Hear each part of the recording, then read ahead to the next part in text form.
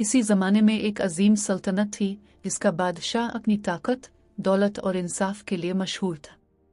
इसकी हुकूमत मजबूत थी, मगर इसकी ज़िंदगी में एक खामोश उदासी बसी हुई थी। इसकी कोई औलाद न थी और दरबार में अक्सर ये सवाल गूंजता था कि बादशाह के बाद तख्त का वारिस कौन होगा।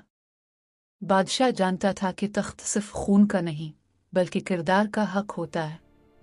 एक रात इसने ख्वाब देखा। 7 रोशन चिराग एक एक करके जल रहे थे, मगर इनमें से सिर्फ एक चिराग की रोशनी पूरे महल को मुनव्वर कर रही थी। ख्वाब के आखिर में एक आवाज़ आई, जो सबसे मुख्तलिफ हो वही सबसे मौजू है। बादशाह जाग उठा। इसने फैसला कर लिया कि वो अपने वारिस का इंतखाब खुद करेगा। कुछ ही दिनों में ऐलान हुआ कि सल्तनत की 7 मुख्तलिफ रियासतों से 7 शहजादियां दरबार में बुलाई जाएंगी। हर शहजादी अपनी खूबसूरती, दौलत और हसब नसब के लिए मशहूर थी। पहली शहजादी गुरूर में डूबी हुई थी। उसने कहा, मैं शाही खानदान से हूँ, मेरा हक सबसे पहले बनता है। दूसरी शहजादी दौलत की नुमाइंदा थी। इसका ख्याल था कि सोना हर मसले का हल है। तीसरी शहजादी निहायत ज़हीन थी, मगर उसकी अक्ल में रहम की कमी थी। चौथी शहजादी इबादत गुजार थी, मगर दुनिया के दुखों से बेखबर। पांचवी शहजादी खामोश थी, मगर उसकी खामोशी में खुद गर्जी छुपी थी। छठी शहजादी निहायत बहादुर थी, मगर जल्द गुस्से में आ जाती थी। सातवीं शहजादी सबसे मुख्तलिफ थी। सादा लिबास, नर्म लहजा और आंखों में गहरी संजीदगी। वो किसी बड़ी रियासत की नहीं थी, बल्कि एक छोटी सी बस्ती से आई थी। बादशाह ने ऐलान किया, मैं तुम सबको तख्त नहीं दूंगा, बल्कि 3 आजमाइशों से गुजारूंगा। जो उनमें कामयाब हुई वही इस सल्तनत की वारिस होगी। पहली आजमाइश थी इंसाफ। बादशाह ने एक फर्जी मुकदमा पेश किया जिसमें एक अमीर और एक गरीब आमने सामने थे।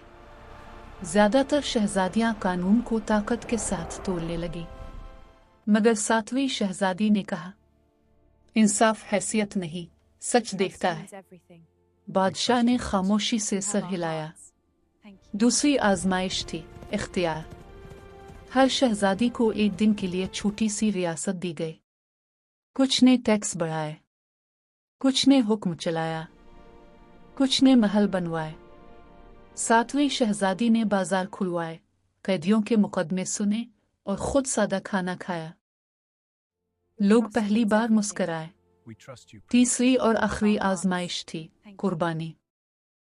बादशाह ने ऐलान किया, जो शहजादी ये तख्त छोड़ देगी वही असल हकदार होगी। एक लम्हे को दरबार में खामोशी छा गई। सब शहजादियां एक दूसरे को देखने लगी। किसी ने कदम न बढ़ाया, मगर 7वीं शहजादी आगे आई और कहा, अगर मेरी वजह से किसी और का हक मारा जाए तो ये तख्त मेरे लिए बोझ है। ये कहते ही इसने ताज मेज पर रख दिया। बादशाह की आंखों में आंसू आ गए। वो अपनी नशिस्त से खड़ा हुआ और बोला, आज साबित हो गया कि हुक्मरानी लेने से नहीं, छोड़ने से आती है। इसी लम्हे इसने 7वीं शहजादी को तख्त सौंप दिया। बाकी शहजादियां खामोश थीं।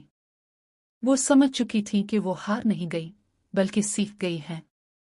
कहते हैं इसके बाद वो सल्तनत सुनहरी नहीं, बल्कि आदिल कहलाए, क्योंकि वहां तख्त पर वो बैठी थी जो तख्त की मोहताज नहीं थी। अखलाकी सबक, मॉरल।